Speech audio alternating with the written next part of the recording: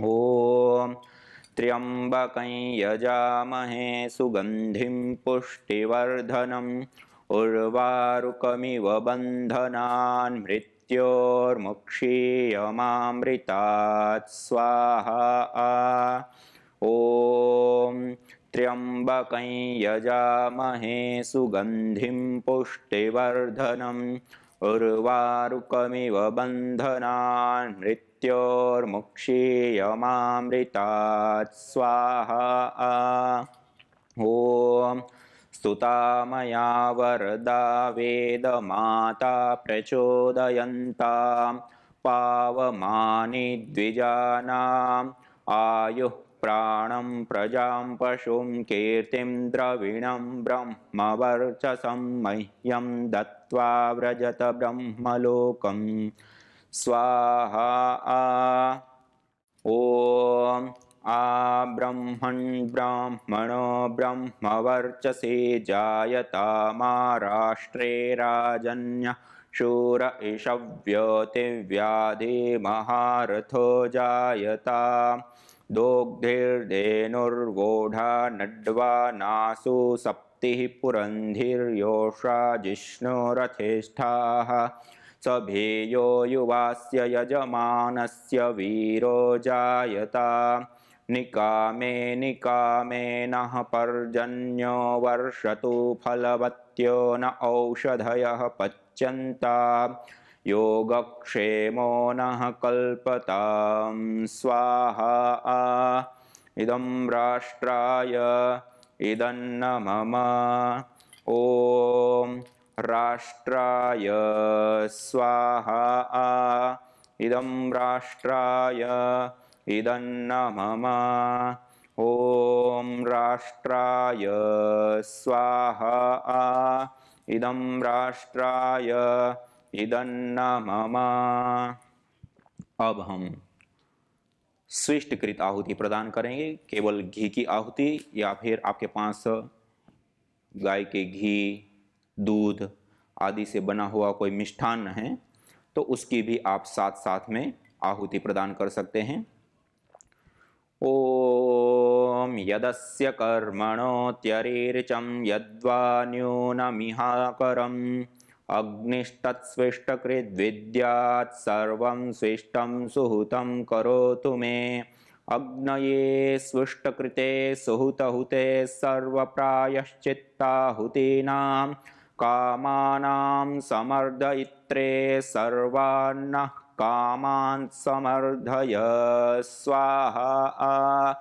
इदमग्नये स्विष्टकृते इदन्न मम।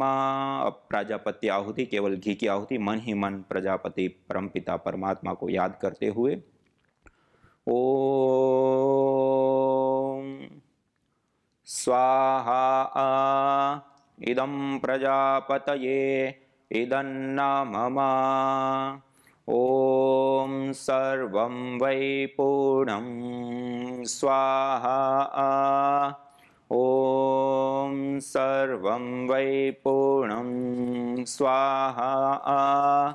ओम सर्वं वै पूर्णं स्वाहा। पूर्णाहुति के उपरांत अब हाथ जोड़ करके पूरे श्रद्धा भाव भक्ति से युक्त होकर के अब हम प्रभु से विशेष प्रार्थना करेंगे।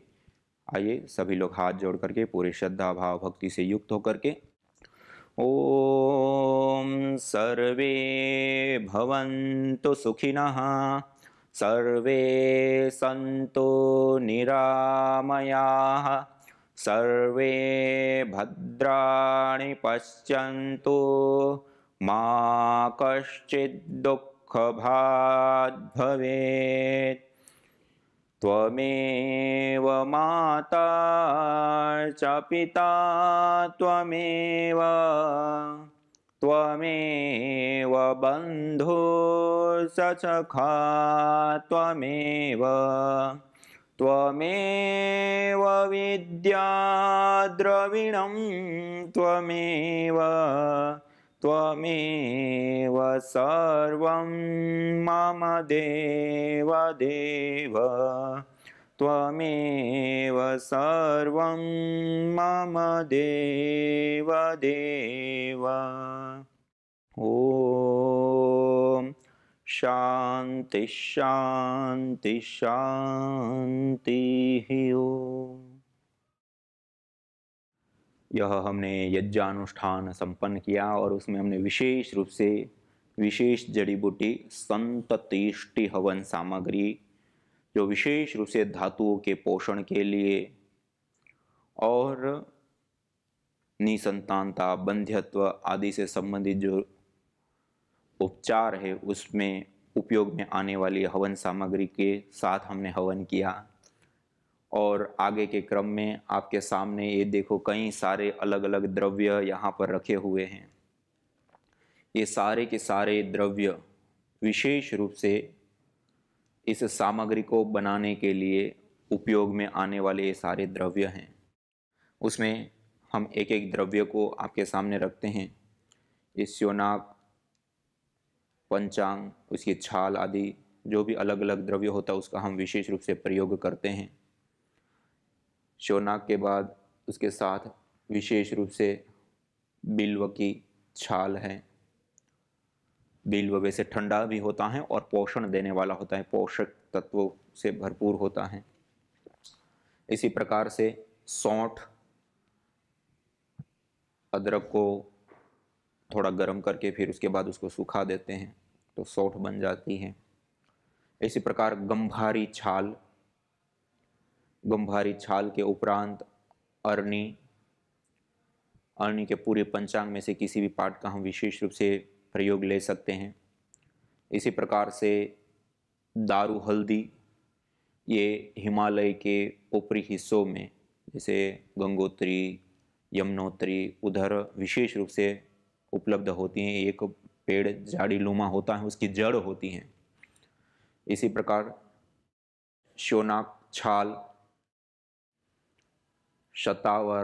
शतावर पोषण के लिए, और जब माताओं बहनों को संतान को जन्म देने के उपरांत स्तन में दूध नहीं आता है तो उस समय भी विशेष करके शतावर को दूध के साथ पाउडर करके मिला करके खिलाते हैं। इसी प्रकार से वच, जिसको गुड़ वच, ये पोषण के लिए, मस्तिष्क के पोषण के लिए, स्वास्थ्य के लिए विशेष करके लाभकारी होता है। इसी प्रकार मुलठी, कफजन्य रोगों में भी काम आता है और विष निवृत्त्यार्थ मानी जो टॉक्सिन्स आदि शरीर में होते हैं उसके लिए भी काम आता है। और जैसे आयुर्वेद में विशेष रूप से जो विष की चिकित्सा होती है उसमें भी ये इसका विशेष रूप से मुलठी का प्रयोग होता है।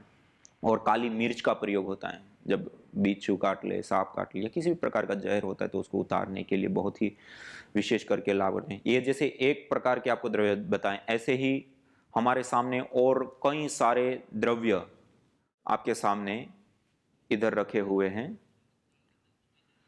तो ये जो अलग अलग द्रव्यों का हम प्रयोग कर रहे हैं यज्ञ के अंदर, उसमें भी संततेष्टि हवन सामग्री में निसंतानता, बंध्यत्व, धातुओं का पोषण ना हो पाना आदि आदि के लिए, तो जैसे ये सारे द्रव्य प्रयोग होते हैं ऐसे ही आपके सामने रखे। पुत्र जीवक के बीज, ये इसको फोड़ते हैं और इसके अंदर जो बीज होता है उसका विशेष रूप से हम प्रयोग करते हैं। और हवन सामग्री आदि में तो पूरा ही उसका प्रयोग करते हैं। इसी प्रकार से अजवाइन, सुपारी में एक होती है लाल सुपारी, दो प्रकार की सुपारी होती हैं, एक होती है नॉर्मल सुपारी, एक होती है लाल सुपारी। लाल सुपारी बहुत छोटी होती है तो उसका विशेष रूप से ज़्यादा लाभ हमें इसमें मिलता है। इसी प्रकार से नागकेशर एक पौधा होता है और उसके जो पुष्प होते हैं छोटे छोटे होते हैं, उसका हम विशेष रूप से इसमें प्रयोग करते हैं। इसी प्रकार से गोखरू का पंचांग, ये छोटे छोटे बीज भी इसमें होते हैं और कांटेदार होता है थोड़ा थोड़ा, तो ये गोखरू के पंचांग। इसी प्रकार से शिवलिंगी के जो बीज हैं वो विशेष रूप से ये छोटे छोटे काले मुनक्के के जो बीज होते हैं उस प्रकार के बीज होते हैं। इसी प्रकार कोंच ओज के बीज पोषण के लिए विशेष करके लाभकारी होता है और इसकी तो सब्जी आदि भी विशेष रूप से बनती है जब कच्चा होता है, फली के रूप में होता है। और इसकी जो खेती होती है तो उसकी जब झाड़ी होती है उसमें जाना बहुत ही ज़्यादा, मतलब इसकी खेती कठिन होती है। इसके अंदर बहुत ज़्यादा खुजली करने वाले तत्व होते हैं। एक बार कोई उस झाड़ी के अंदर जानता नहीं है उसको और उसके अंदर घुस गया तो बहुत भयंकर रूप से वो तड़पाता है, ऐसी इसकी झाड़ी होती है। इसी प्रकार से शालपर्णी और अपाम, अपाम हर्षति इति अपामार, अपामार को समस्त प्रकार के रोगों को दूर करने के लिए अष्टवर्ग की औषधियों में से एक है अपामार्ग। और अपामार्ग का वैसे सामान्य रूप से निसंतानता, बंध्यत्व, उसके लिए वेदों में विशेष रूप से वर्णन आता है और इसका अलग अलग प्रयोग भी। और इसकी जो जड़ होती है अपामार्ग की, जब माता संतान को जन्म देती हैं उस समय जो प्रसव पीड़ा होती है, उस प्रसव पीड़ा को कम करने के लिए और जन्म बच्चा का नॉर्मल रूप से नॉर्मल डिलीवरी हो, सामान्य रूप से जन्म हो, तो उसके लिए इस अपामार्ग की जो जड़ होती हैं उसको एक धागे के अंदर बांध देते हैं और माला टाइप की बना लेते हैं कहीं जड़ को बांध करके और कमर के ऊपर बांध देते हैं उसकी जड़ को। तो जो प्रसव पीड़ा होती है वो कम होती है और नॉर्मल डिलीवरी होती है बिल्कुल शांतिपूर्वक। तो इस प्रकार से ये अद्भुत काम करने वाली इसकी जड़ होती हैं। और उसके बाद जब बच्चे का जन्म हो जाता है तो उसके बाद तुरंत ही उस माला को फिर हटा लेते हैं।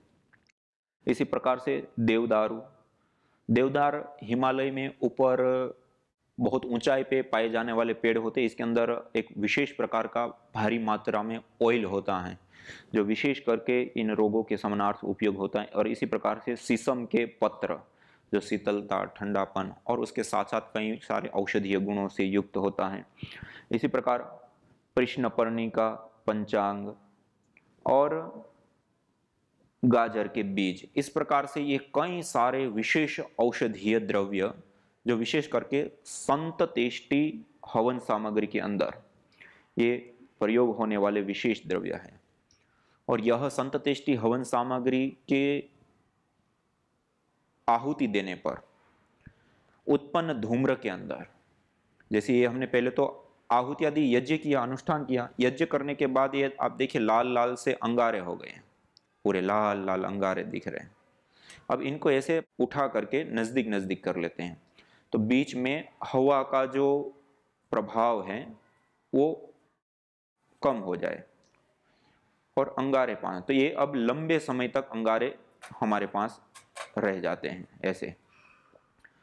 और इन अंगारों के ऊपर जैसे ये हमारे पास थोड़ा सा घी है, उस घी के अंदर जिस रोग विशेष की सामग्री हम उपचार के लेते उसको ऐसे 5-10 ग्राम घी लिया, 5-10 ग्राम सामग्री लिया और उसमें 5 से 10 ग्राम गुगुल, ये गुगुल एक विशेष पेड़ विशेष का निर्यास गोंद होता है, उसको इसमें दिया और इस सम्मिश्रण को अच्छे से ऐसे मिला लेते हैं। और पूरा सम्मिश्रण अच्छे से बन जाने पर ये धूपन द्रव्य हमारा रोग विशेष के लिए तैयार हो गया। पहले तो हमने हवन किया, अब हम धूपन करेंगे। पहले जो अग्नि थी लपटों के साथ जिसमें हम आहुति दे रहे थे उसको कहते हैं यज्ञाग्नि, और अब ये जो अग्नि है उसको कहते हैं ब्रह्माग्नि। ये जो लाल लाल अंगारे होते हैं, इस द्रव्य को अंगारों के ऊपर थोड़ी सी मात्रा में बीचों बीच ऐसे ढेर कर देते, पिंड सा बना देते हैं। पूरे में बिखेरना नहीं है, ऐसे एक ही जगह पर पूरा ढेर सा। अब ये जैसे धूप बत्ती जलती है ऐसे हल्का हल्का धीरे धीरे धीरे धीरे मंद मंद सी हल्की हल्की धुनी और सुगंधी के साथ और मेडिसिनल कंपोनेंट्स के साथ। अब ये जो धुनी होती हैं उसमें अंदर, वैसे पहले यज्ञ करते उसके अंदर भी होता है, लेकिन इसमें विशेष करके बाद में ऐसे धुनी कर देते हैं, लंबे समय तक ये धुनी चलती रहती है। इसके अंदर are limonin, betamethasone acetate, folic acid, oleic acid और भी ऐसे कई सारे अलग अलग ग्वाइकोल, मेथोनोमाइल, थोजोन, बोर्नियोल, गुगलस्टेरोल, ऐसे कई सारे प्रकार के ऐसे मेडिसिनल कंपोनेंट्स, मॉलिक्यूल्स जो हम अलग अलग बीमारियों के लिए जो दवाइयाँ खाते हैं और उन दवाइयों के अंदर अनेक प्रकार के मेडिसिनल कंपोनेंट्स अलग अलग दवाई के अंदर हम प्रयोग करते हैं, वो एक साथ हमें इस यज्ञीय धुनी के अंदर प्राप्त होते हैं। अभी हल्की हल्की धुनी होती है, उसमें आप बैठिए, उसमें प्राणायाम कीजिए, योगाभ्यास कीजिए, भस्त्रिका, कपालभाति, अनुलोम विलोम से लेकर के जो भी हम योगाभ्यास आदि करते हैं, खिड़की दरवाजा आदि हल्का खुला रखा और उस वातावरण में बैठ करके इस यज्ञानुष्ठान के साथ इसमें योगाभ्यास 10, 15, 20 मिनट के बाद ये अग्नि शांत हो जाएगी। उसके बाद फिर वापस ये जो हमने पहले से बना करके रखा है उसको फिर वापस 2-4 चम्मच वापस रख दिया। ऐसे बारी बारी से 2-4 चम्मच हल्का हल्का रखते हुए और हल्की हल्की धुनी करना, बहुत गाढ़ा धूम्र नहीं करना है, हल्की हल्की धुनी होती रहेगी और उस वातावरण में बैठ करके अपना प्राणायाम, योगाभ्यास आदि क्रियाएं विशेष रूप से करते हैं, तो उसका हमें विशेष रूप से लाभ होता है। तो ये जो संततिष्टि हवन सामग्री है उसके अंदर जैसे आर-लिमोनिन से लेकर बेटा मेथासोन एसीटेट से लेकर के फोलिक एसिड से लेकर के ये जो केमिकल होता है, मॉलिक्यूल्स होता है, मेडिसिनल कंपोनेंट्स होते हैं, वो विशेष करके निसंतानता, बंध्यत्व, धातुओं का पोषण ना हो पाना या इस प्रकार की अनेक समस्याएं होती है, उन समस्याओं को विशेष रूप से उपचारित करने के लिए और आयुर्वेद में और मीमांसा दर्शन में दोनों ही जगह पर कई बार आपने देखा होगा अलग अलग प्रकार के उपचार करने के बाद, अलग अलग प्रकार की उपाय करने के बाद भी संतान नहीं होती, तो उसमें कई जगह पर देव माने प्रारब्ध कारण को बताया गया है, पूर्व जन्मकृत कर्माशय है, उस प्रकार के हमारे पास पुण्य कर्माशय नहीं है या और भी बहुत सारी अलग अलग कारण हो सकते हैं, तो उसको भी ये यज्ञ दूर करने वाला विशेष रूप से बताया गया है। और आपने प्रभु श्री राम जी का जन्म राजा ने महर्षि श्रृंग के पौरोहित्य में पुत्र कामेष्टि यज्ञ का अनुष्ठान किया और उस यज्ञ के परिणाम स्वरूप 4 पुत्र रत्न प्राप्त हुए, जिसको आज भी हम नहीं भुला पा रहे हैं। इसी प्रकार महाभारत आदि आपने देखा होगा, उसमें द्रौपदी, उनका भाई, उनका जन्म यज्ञ के माध्यम। ऐसे कितनी हमारी ऐतिहासिक घटनाएं, पुत्र कामो यजेत, सुसंतान के लिए, अच्छी संतान के लिए विशेष रूप से यज्ञ का अनुष्ठान। तो ऐसे हमारे शास्त्रों में आयुर्वेद से लेकर के मीमांसा शास्त्र से लेकर के अलग अलग जगहों पर अलग अलग रूपों में, चाहे वो हमारे नीति शास्त्र हो, चाहे वो हमारे स्मृति शास्त्र हो, चाहे हमारे मूल वेद आदि ग्रंथ हो, उन सब जगह पर यज्ञ अनुष्ठान से सुसंतान, अच्छी संतान या निसंतानता आदि में विशेष रूप से लाभप्रद यज्ञ को बताया गया।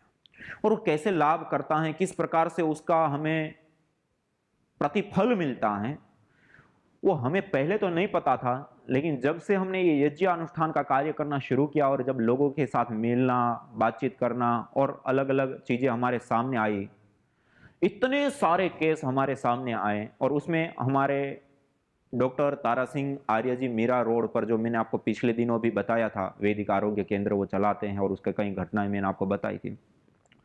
उसी में एक माता जी की घटना थी, उनको करीब 40 वर्ष की उम्र हो गई थी और जो भी शादी के बाद संतान के लिए प्रयत्न किए जाते, वो सारे प्रयत्न करने के बाद वो निराश थे। और जो भी अलग अलग प्रयास संसार में किए जाते हैं, कोई मुन्नत मांगता है, कोई उपचार करता है, टेस्ट ट्यूब बेबी से लेकर के अलग अलग प्रकार के मॉडर्न उपायों से लेकर के आध्यात्मिक उपायों आदि बहुत सारे अलग अलग उन्होंने करने का प्रयास किया था, लेकिन कोई परिणाम नहीं मिला। और वो डॉक्टर साहब तारा सिंह जी के पास आए, उन्होंने उनको प्रेरणा दी कि आप जो है यज्ञ कीजिए, यज्ञ। और उन्होंने ये जो आपको मैंने बताया ऐतिहासिक हमारे रामायण महाभारत से लेकर के जो हमारे प्राचीन ग्रंथों में पुत्र कामेष्टि के लिए विशेष यज्ञ का अनुष्ठान आदि बताया गया, वो उनको प्रेरित किया और बताया और माता जी को कहा कि निश्चित रूप से आपकी कामना पूरी होगी। महानुभाव 40 साल की उम्र में उन्होंने विशेष रूप से यज्ञ अनुष्ठान करना उन्होंने प्रारंभ किया। 1 साल निरंतर करने के बाद वापस वो डॉक्टर साहब के पास आई कि डॉक्टर साहब 1 साल हो गया यज्ञ करते हुए, अभी तक कुछ हुआ नहीं। डॉक्टर साहब ने कहा कोई नहीं, अब शरीर की शोधन की प्रक्रिया कराइए, जो पंचकर्मा, षटकर्मा आदि जो आयुर्वेदिक परंपरागत जो चिकित्सा है उसमें प्रक्रियाएं होती, उसकी प्रक्रिया कराई। महानुभाव 40 साल के उपरांत उनका मासिक स्राव आदि शुरू हो गया। 3 महीने के बाद वो प्रेग्नेंट हुई और 9 महीने के बाद उन्होंने 2 जुड़वा संतान, एक बेटा और एक बेटी को जन्म दिया। ये परमपिता परमात्मा का आशीर्वाद देखिए, ये सबसे चमत्कारी हमारे सामने एक घटना थी। तो कहने का अभिप्राय है कि ये यज्ञ जो है वो सामान्य क्रिया नहीं है। और कुछ दिन पहले हमारे पास यहीं हरिद्वार के हमारे एक महात्मा जी हैं, जब हम ये यज्ञ के ऊपर व्यापक रूप से काम करें तो वो हमारे पास आए और उन्होंने कहा कि अभी तक में हमने इस यज्ञ के माध्यम से, मतलब जब से वो प्रवृत्त हुए, कि 16 माताओं बहनों को इस प्रकार का यज्ञ अनुष्ठान करने के लिए प्रेरित किया और कराया। महानुभाव, 16 में से 15 को संतान प्राप्त हो गई। ये कितनी बड़ी घटना है, सामान्य चीज नहीं है। मॉडर्न साइंस में भी जितनी भी औषधियां और पद्धतियां प्रक्रिया होती है 40, 50, 60% उसमें रिजल्ट आ जाता है तो उसको परमिशन मिल जाती है कि ये एक थेरेपी है और इसका प्रयोग किया जाता है। 100 में से 100 कोई उपाय पद्धति नहीं होती है। और ये जो महात्मा जी का जो मैंने उदाहरण आपको बताया, 16 उन्होंने यज्ञ करा, उसमें 15 घटनाएं ऐसी जिनको संतानें प्राप्त हुई।